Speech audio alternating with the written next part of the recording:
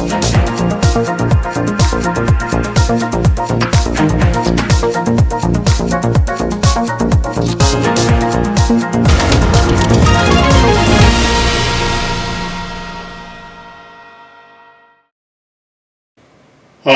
this is Paul McGUIRE, and this is a prophetic emergency alert. On today's program, or prophetic emergency alert, I want to talk about dynamics, the dynamics of an authentic biblical revival, the dynamics of an authentic biblical Great Awakening, or an authentic biblical Third Great Awakening. A lot of people are frightened by those terms, and they're frightened by those terms primarily because they don't understand history. And the thing about history is that history teaches us what happened before we came along. So, for example, in the United States of America or Great Britain, Great Britain had revivals, and men like Wesley and others preached, and revival broke out, an authentic biblical revival. And by that I mean that the revival didn't go off track. The revival stayed true to the promises and to the parameters of God's Word, Genesis to Revelation, as any true, authentic biblical revival should do. Now, these revivalists came from England, and then they came to the United States of America, and we had, because of a synergy, coming together of different forces, we had in America what was called the First Great Awakening. Now, the First Great Awakening was an authentic and biblical revival that swept the 13 original colonies, and it was based on Scripture. It was based on the Bible, Genesis to Revelation. And the Pilgrims and Puritans, who were the groups that God entrusted with pouring out a revival through, the Pilgrims and Puritans were not just airheads. Okay, the Pilgrims and Puritans were a force to be contended with. The Pilgrims and Puritans were in distinct contrast to the evangelical church of today, or the so-called Bible-believing church of today, or the Protestant church of today, or whatever you want to call it, the born-again church of today. And the reason there was such a distinction between Christianity of today and the Christianity that allowed for a biblical First Great Awakening to happen is because the amount of the Word of God, the mind of Christ, the serious study of the Scripture, Old Testament to New Testament, the Pilgrims and Puritans developed a very strong biblical worldview. They weren't just on a Jesus high or a Jesus experience. They had a biblical worldview. Therefore, they could interpret and understand science and psychology and biology and history and a huge spectrum of subjects and knowledge, which is power. And they built and created the finest schools in the United States were built and created by the Pilgrims and Puritans. In fact, our founding fathers, who did not come from Pilgrim and Puritan homes,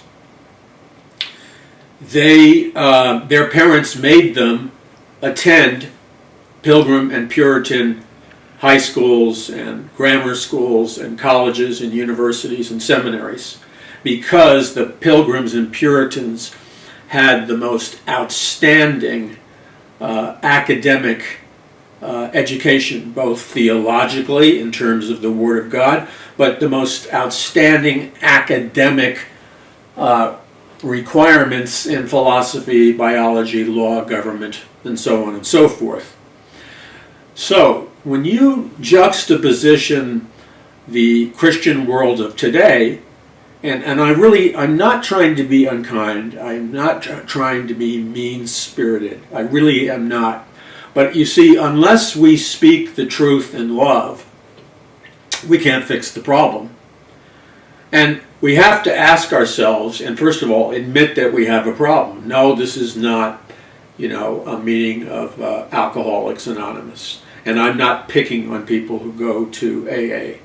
I know many people who have been helped by it, because when they became sober from alcohol, then they could start reading the Word of God and going to church and praying, etc., etc. Do I agree with all the non-dogma of AA? No.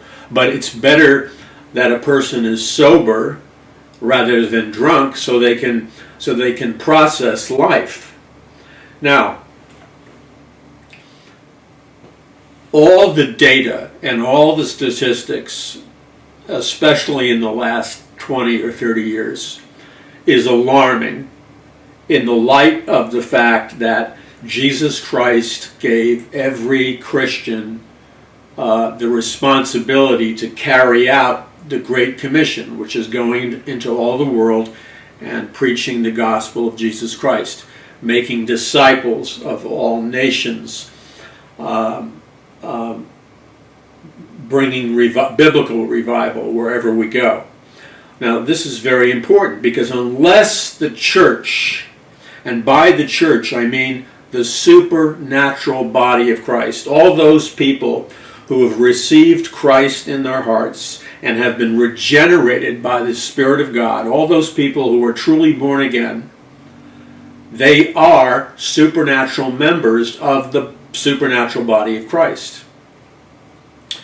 And therefore, they are energized to various degrees by the power of the Holy Spirit.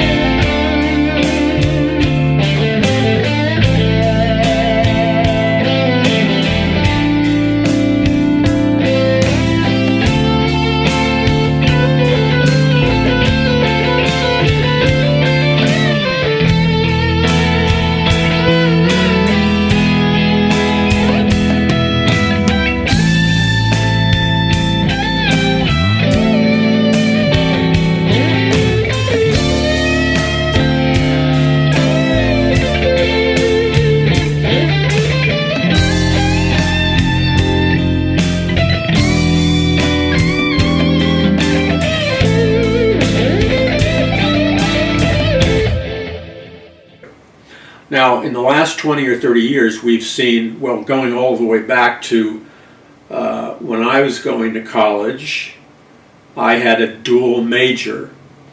I grew up in New York City in an atheistic household.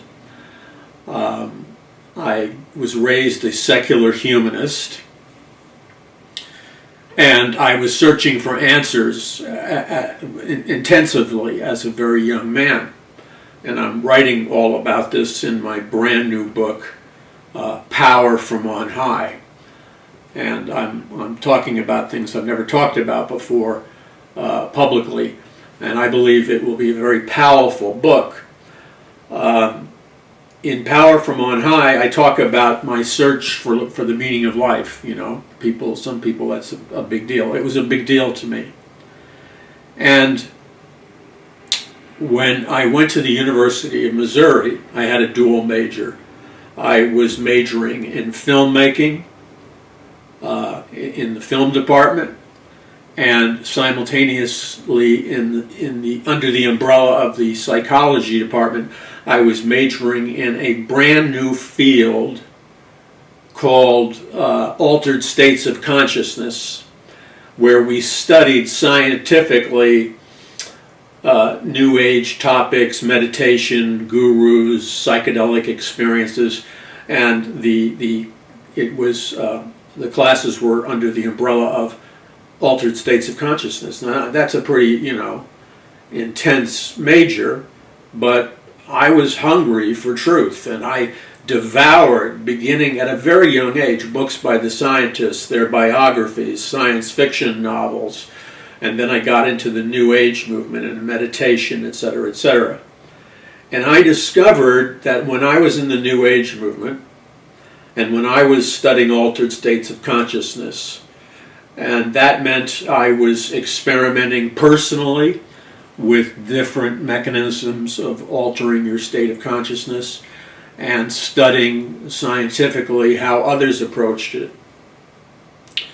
And even back then, I remember having a whole series of supernatural experiences, which is quite odd for me because I didn't believe in the supernatural. I was an atheist. I certainly didn't believe in a devil. I had rejected Christianity as a potential option for me when I was a very young boy, because whenever I saw somebody who went to church, or I looked at people who I guess I assumed they were Christians because they went to church, I didn't see in their eyes the way they behaved, the way they talked. I didn't see any reality. I didn't see the reality of Jesus Christ that was described in the Bible. I didn't see that reality in the lives of people who claimed to be Christians. They were like kind of hollow, kind of dead. And I said to myself, you know, I didn't read the Bible all that much back then when I was an atheist, but when I did read it, you know, I read about all the accounts of Jesus performing these supernatural miracles, opening blind eyes, resurrecting the dead, healing people supernaturally from illnesses, commanding and casting demons out of people, walking on the water, which is impossible physically. And then Jesus Christ promises to send the Holy Spirit upon all true believers. And then Jesus Christ ascends into heaven in front of the disciples with two angels up there in the sky. And as he's ascending into heaven, the angels tell the disciples that this same Jesus that you see ascending into heaven is going to return. So the Bible talks about a second coming, a return of Jesus Christ supernaturally to earth. But I didn't see any reality in the people I met who were Christians. I mean, it was like nothing. They didn't display any of the characteristics that one would have thought they would have displayed if they were really in a supernatural relationship with Jesus Christ. So as such, I veered off and got involved in meditation, astral projection, communicating with spirit guides, different ways of altered states of consciousness, scientific experimentation with certain psychedelic drugs like mescaline, because I was reading books in 4th and 5th grade by Aldous Huxley, the author of Brave New World, and his other book, Heaven and Hell and the Doors of Perception, which is why Jim Morrison of the rock and roll group The Doors named his band after Huxley's Doors of Perception. So I conducted my own personal scientific experiment while I was still in high school, and I didn't do it to get high. I did it to travel through the doors of perception. So I took mescaline in the manner that Huxley described in his book as a kind of amateur scientific experiment. And then prior to that, I had read Huxley's other book, Brave New World, which describes a scientific totalitarian government in the future, where the masses are controlled by scientific mind control and hypnosis and taking a psychedelic drug called soma and things like that. And I believed that, for me, this was my religion, okay, because I had rejected Christianity. Now, when I was experimenting with all these things, I remember people I personally experienced tremendous amounts of supernatural power on an experiential level. So, for example, in meditation, in altered states of consciousness, etc., I had experiences like I saw the great white light. I experienced cosmic consciousness. I practiced limited forms of mental telepathy and many other experiences. Now, my goal was to break through this mirage or this matrix world and discover for myself what was final reality, which Dr. Francis Schaeffer, the great theologian, his books discipled me. And I wanted to know what was final reality, what was really real behind people's subjective belief systems. And so I remember sitting in a lotus position, which most of you are familiar with, in meditation, and doing the yoga deep breathing exercises, and meditating. And I remember, because I was studying and reading on things like the Kundalini serpent power, and you can activate the Kundalini serpent power through the chakras that are in your body, and the chakras begin beneath your tailbone. They go up the back of your spine, and finally on the crown chakra is above your head. And the idea is through breathing and the channeling of the Kundalini energy, you become awakened, and it's a very powerful force, as is cosmic consciousness, etc. And experiments with LSD. Baba Ram Das, who was the professor at Harvard, that was Timothy Leary's associate professor, who also experimented with LSD. And Baba Ram Das, his original name was Dr. Richard Alpert, and he went to India and he had an encounter with a guru that blew his mind, and he claims enlightened him. Well, his book that he wrote about it was called Be Here Now, and Be Here Now was like the Bible for me. I used to meditate in it in a New Age sense.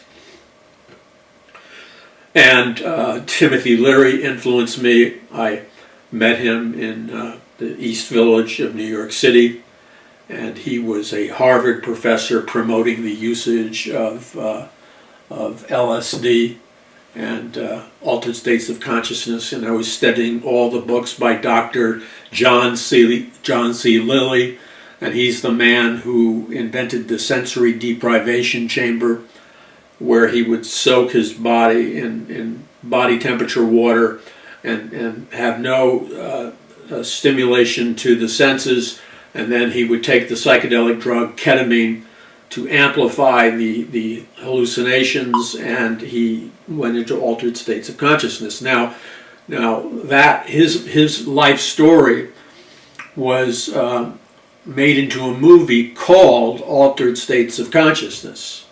I don't recommend you watching it because it's very graphic and very intense, but those altered states of consciousness, I was doing that myself in my own personal experiments, and I read all of Dr. John C. Lilly's books. I met Ken Kesey, who wrote One Flew Over the Cuckoo's Nest, and that was made into a movie starring Jack Nicholson about the big nurse, this control freak that represents totalitarian government, takes over a mental hospital. And Kesey, he was the guru for the Grateful Dead, and he was also the head of the Merry Pranksters that went around in a psychedelic painted school bus that said "Further" as its destination sign, with many of the famous people in the beatnik generation and the hippie generation, like the poet Allen Ginsberg, like William Burroughs, author of Naked Lunch, and many science fiction feature films have been made on his novels, and other people. So I was on a pilgrimage to find the answers to life, and I experienced many supernatural journeys that were mind-blowing, that were very, very intense neurologically, psychologically, and so I was fluid, so to speak, in not only experience but knowledge and study and scientific research on these topics. Now, remember, when I was going to the University of Missouri, I hated Christians. But the Jesus movement started to invade the University of Missouri. And people were coming to Christ. And I remember seeing the cover of either Time or Newsweek, and it was all about the Jesus people. And I was outraged because I said to my friends out loud with belligerence, I said, you know, these people in the Jesus movement, they're going to cause mankind to regress and go back into the Stone Age with their primitive, you know, Christian beliefs. So, I did not respect Christians because I had never met a Christian that walked in any kind of supernatural reality. I had never met a Christian who could intellectually defend their faith and had developed their reason, their logic, their knowledge of history, philosophy, and science. I had never met a Christian that could defend the Christian faith or explain the Bible. And whenever I would have an encounter with a Christian, a so-called real Christian, because I had no encounters with so-called real Christians growing up in New York City. And at the University of Missouri, I began to meet people who were, quote, born-again Christians.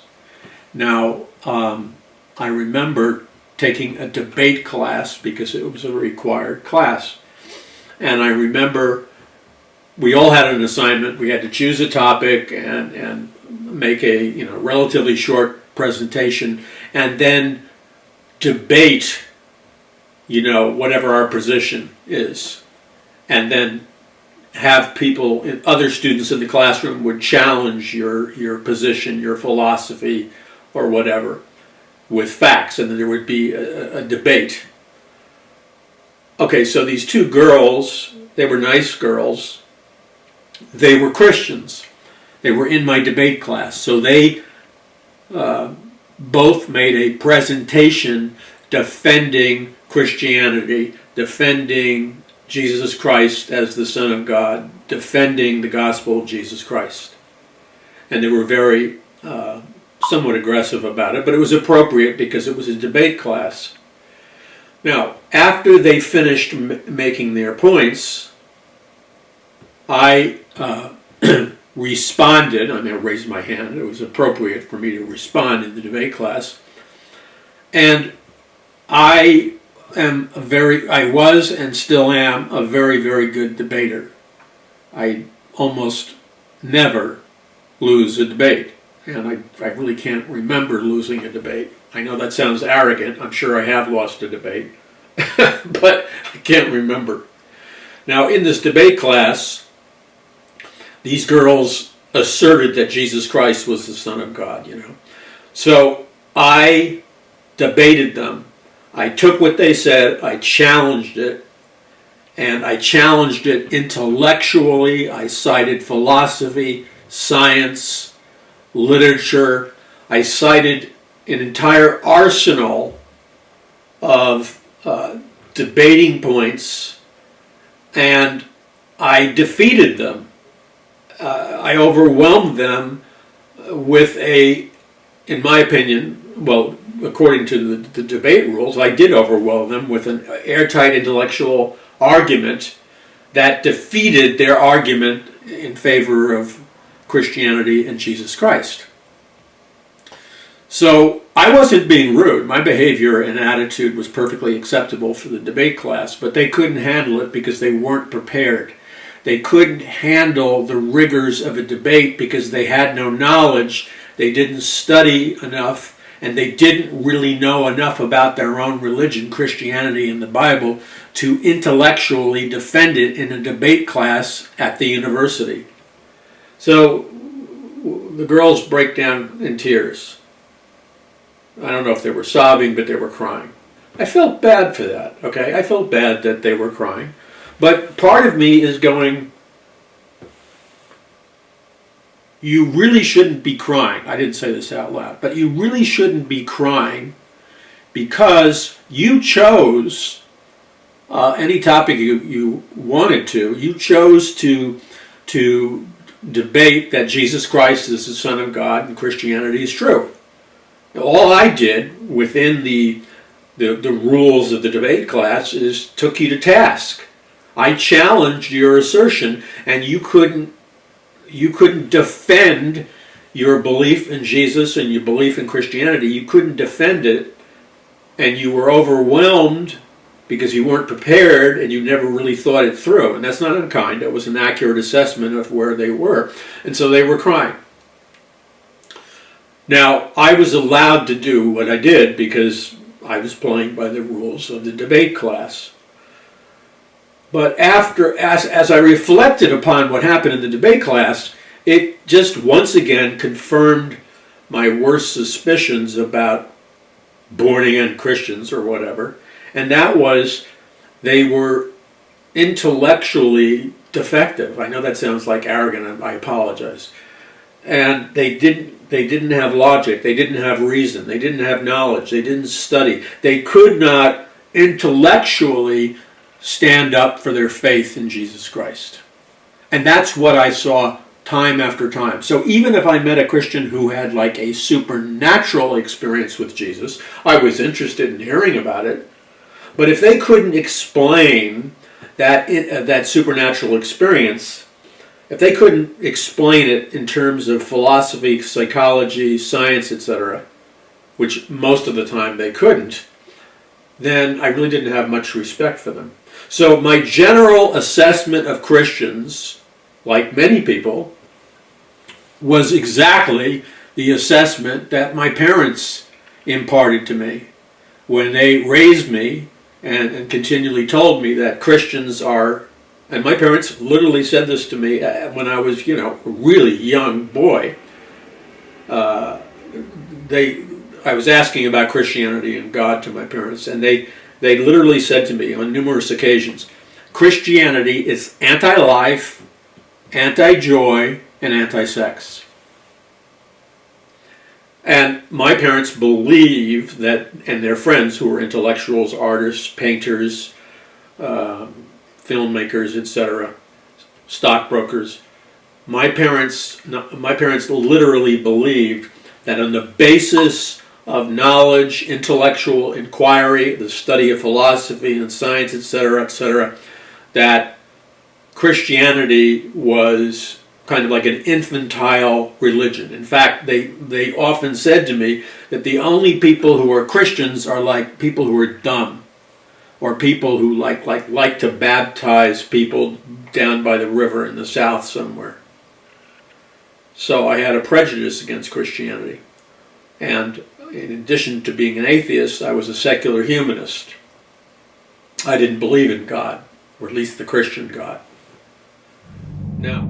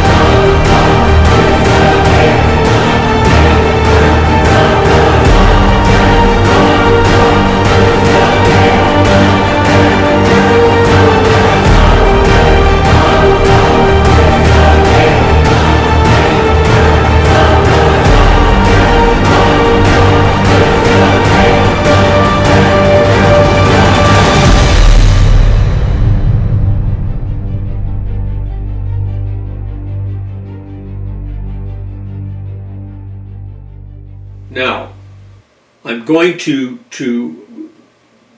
just summarize this in this prophetic emergency alert. Everything I talked about in my own personal life, many of you have experienced similar journeys. The things that I just talked to you about are hitting our nation like a spiritual whirlwind, and hitting Europe and the European Union and many other nations like a spiritual whirlwind. Because this current contemporary evangelical Christianity is so anemic intellectually and so impoverished when it comes to knowledge of science and philosophy, etc., this anemic form of Christianity is somewhat powerless to engage young people, to engage the culture, to engage the power sectors of society.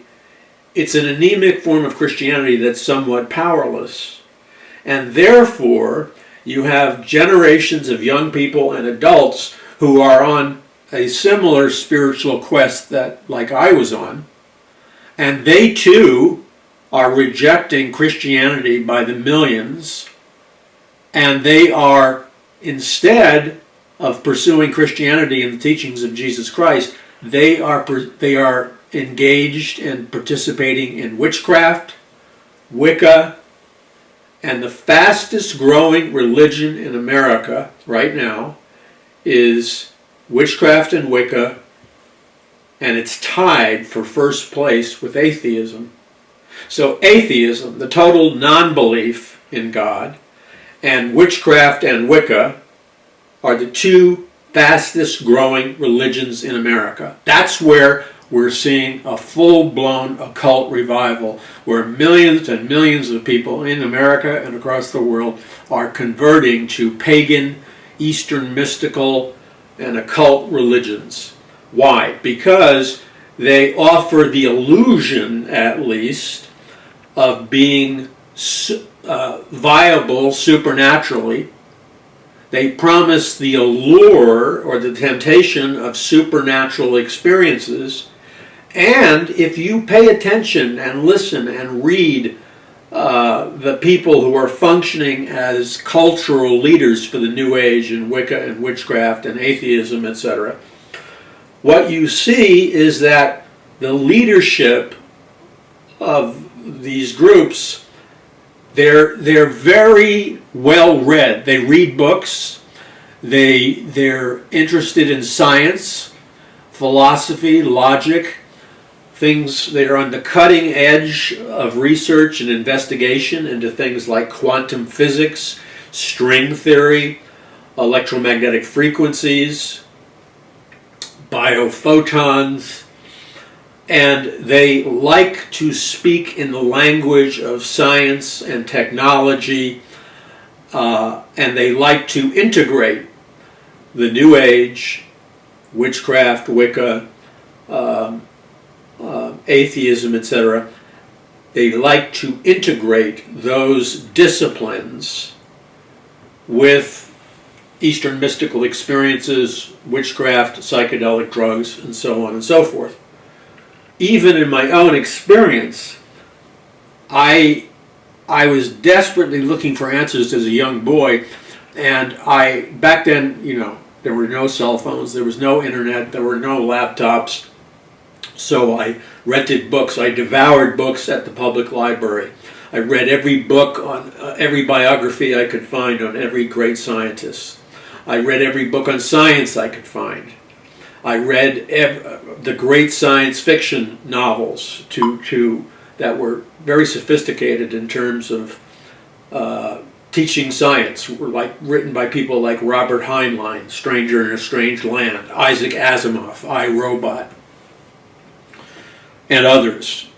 Even L. Ron Hubbard. I'm not a Scientologist, I've never been a Scientologist, but many of his books in science fiction are very sophisticated. In fact, I lived up on Laurel Canyon on Lookout Mountain in the 1980s when I was producing science fiction feature films like Wired to Kill. And when I lived up there in the Hollywood Hills, I believe this is like almost a prophetic thing. Where I lived on Lookout Mountain in the 1980s, when I was producing science fiction feature films and writing books, where I lived on Lookout Mountain was literally within a very short walking distance. I'm talking about maybe 7 houses down, another person like 15 houses down, 5 houses down. In the immediate proximity of where I lived on Lookout Mountain,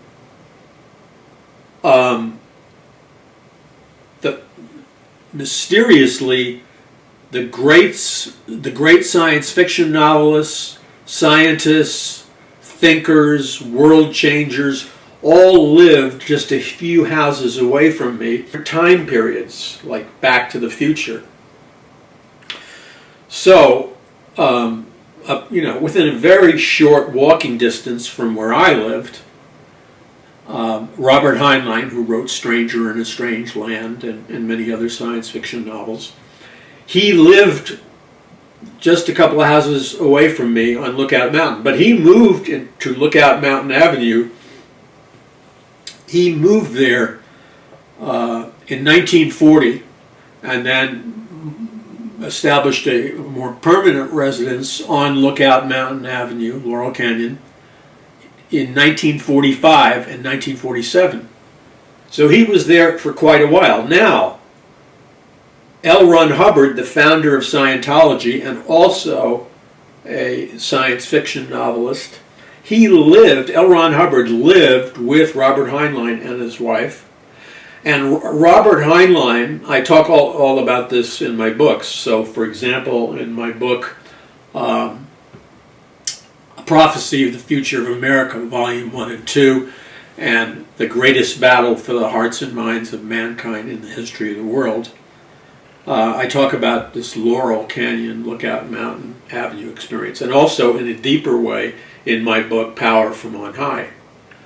So, the Office of Naval Intelligence allegedly had Robert Heinlein create like an out-of-the-box thinkers think tank where the Navy recruited these super brains of science fiction novels to think out of the box and create new ways and new forms of military weaponry to defeat not only the Nazis but future military enemies. And they would meet at Robert Heinlein's house on Lookout Mountain Avenue, which is just, 5-7 houses down from where I lived, except this all occurred, these meetings occurred 1945 to 1947 and even longer. They were also experimenting with what the Nazis were experimenting with, which was called the Vril Force, V-R-I-L.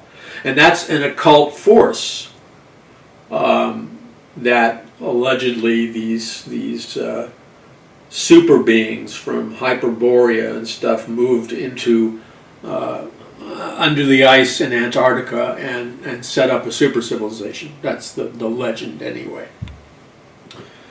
Now, another thing that was interesting was that in 1936, in the same geographic area of Laurel Canyon and Lookout Mountain Avenue, Aldous Huxley moves there in 1936. So Aldous Huxley is just a few houses down. And he wrote his book and experimented with mescaline. He wrote his book Heaven and Hell and the Doors of Perception in that time period. And he lived in Lookout Mountain and Laurel Canyon. And many others did too. People like Timothy Leary, the Harvard professor, LSD guru, lived within walking distance. The Lookout Mountain Avenue Laboratory, the mysterious Lookout Mountain Avenue Laboratory. I talk about stuff in the book and the allegations of a very strange connection between MK Ultra and LSD and the artificial birth of the counterculture and the 1970s rock and roll groups like Crosby, Stills, Nash and Young, the Mamas and the Papas, Jim Morrison and the Doors, and on and on and on. They were all living in the Hollywood Hills on Lookout Mountain Avenue, where I lived in the 80s. And this area is like, in a spiritual sense, it's like a vortex. A vortex that receives and conducts and transmits power. Now, the point I want to make that we're going to get into in the next prophetic emergency alert is that throughout the history of mankind, there have been certain geographic areas that have functioned as portals or doorways to another dimension, as portals or doorways to tremendous amount of energy, and that goes all the way back to the Tower of Babel in ancient Babylon. It was passed on by secret societies, and the Nazis developed a lot of their advanced rocketry, the V2 rocket, their mind control program, their genetics programs were all developed by the Nazis, who claimed to have gotten this science fiction-like technology from clairvoyants, who were also known as the Vril, V-R-I-L, Vril-Ya maidens. And so in a cafe in Vienna in 1926, the Vril-Ya maidens came there with blueprints and diagrams on how to build UFOs and anti-gravity machines and all this advanced science fiction-like futuristic technology. The very same out-of-the-box thinking that Robert Heinlein and L. Ron Hubbard and Isaac Asimov were investigating up on Lookout Mountain Avenue. So what's the point? The point of this is that we live in a multi-dimensional world. The new Matrix movies coming out, it deals with the fact that we live in a Matrix-like world, depending upon whether or not you take the blue pill or the red pill. And in this multi-dimensional world, there are multi-dimensional forces and power available for either good or for evil. Hitler and all the high-ranking Nazis and high-ranking Nazi scientists, they were tapping in to an extra-dimensional force or power called Vril, V-R-I-L, or the Vril force. And then they implemented it in a military, in a technological and scientific sense. The Bible also talks a great deal about portals and doorways. If you know how to read the Bible accurately, and you don't approach the Bible with an artificial bias. You see in Genesis 11, for example, that the Tower of Babel, or Babel, is an interdimensional portal. It allowed for the entrance of fallen angels to enter the earth under the rule of Nimrod. And what these ancient super civilizations were doing is they were channeling extra-dimensional energies. Now, the Bible talks about extra-dimensional energies, portals, extra-dimensional beings. So, for example, let me get down here and get my Bible here in the studio. Excuse me. I have Bibles, several Bibles on the floor beneath me. And I want to read something to you. The early disciples were ordinary men and women. There was nothing special about them. They weren't geniuses. They weren't supermen. of any kind. They were just ordinary people.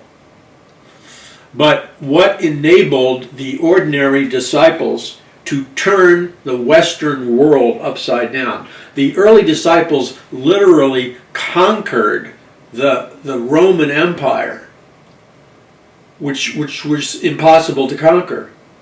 And the reason that the disciples conquered the Roman Empire with the truth of the gospel of Jesus Christ was because they were not functioning or relying on human willpower or human energy. They were relying on the supernatural power of God. In the same way, Jesus Christ came and he was crucified, and everybody thought his mission was he was just a total failure. He wasn't a failure because he was crucified, but then he resurrected from the dead with that same supernatural power of God. The same supernatural power of God resurrected Jesus Christ from the dead.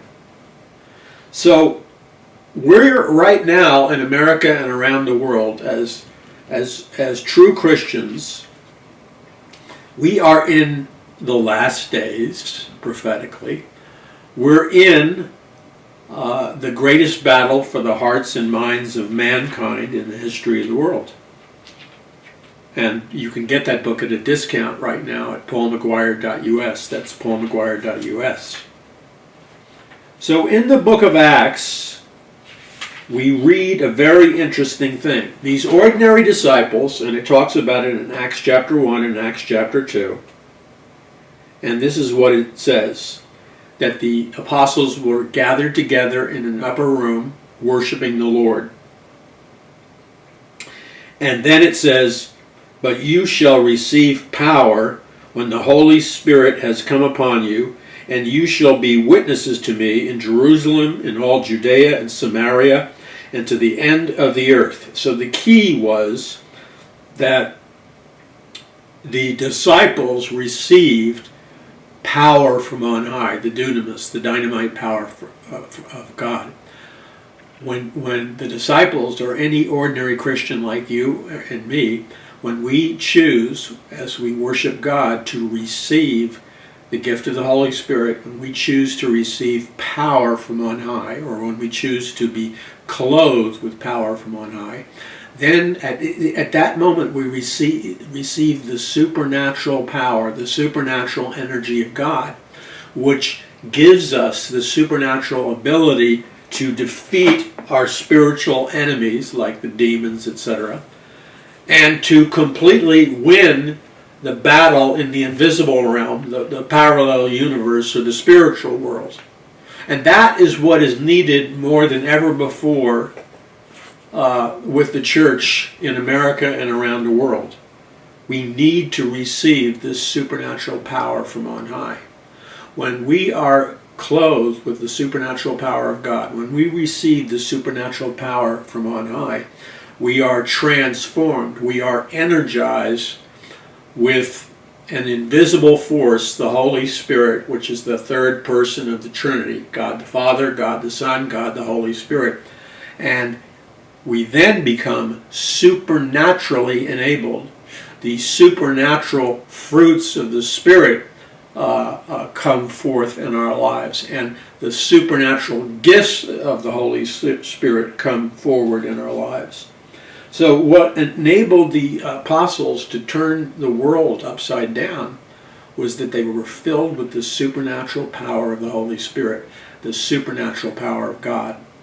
I want you to think about that. Think about what the Bible has to say in light of the intensity of the spiritual conflict we're facing in our world today. God has deposited in us the supernatural power of God, and we have the supernatural ability from God to be overcomers supernaturally. We do not have to go with our hat in hand into defeat, into being defeated and put into captivity or bondage by the demonic powers. We have power from on high, and in fact it's this power from on high that is promised to us by God in the last days. Let me read you Acts chapter 2, and it's also in Joel chapter 2. Peter is trying to explain the so-called aberrant behavior of the disciples who are acting like they're drunk, but they're not drunk. They've just been filled with the power of the Holy Spirit, and Peter is clarifying that for the crowd. So this is what Peter says in Acts chapter 2, starting at verse 17. And it shall come to pass in the last days, says God, that I will pour out my Spirit on all flesh. Your sons and your daughters shall prophesy. Your young men shall see visions. Your old men shall dream dreams. And on my men servants and on my maidservants I will pour out my Spirit in those days, and they shall prophesy. So the outpouring of the Holy Spirit in the last days is sequentially timed to last days events. And this is what I mean. God says He's going to pour out His Spirit in those days, and they shall prophesy. And then it says, I will show wonders in heaven above. So there'll be signs, prophetic signs in the sky. I will show wonders in heaven above and signs in the earth beneath. Blood and fire and vapor of smoke. The sun shall be turned into darkness and the moon into blood before the coming of the great and awesome day of the Lord.